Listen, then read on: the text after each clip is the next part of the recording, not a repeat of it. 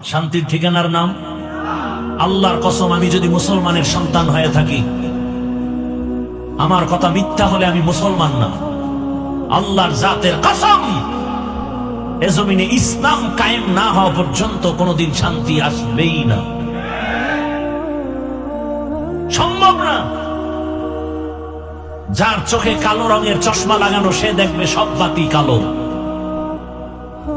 যে চোর, তার কাছে কোনোদিন কোনো অর্থ আমানত দিলে থাকবে না। যে যৌবনের লোভী, ওই লোভী চরিত্রহীনের কাছে আমার মা বোন কখনো নিরাপত্তা পাবে না। অতএব ইসলাম এ সমস্তকে কন্ট্রোল করতে পারে একমাত্র ইসলাম। আল্লাহ হেদায়েত দান করুন।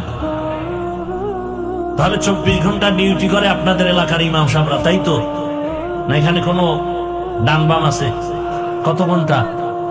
24 ঘন্টা। বেতন দেন কত? তাও কি মাসে মাসে দেন?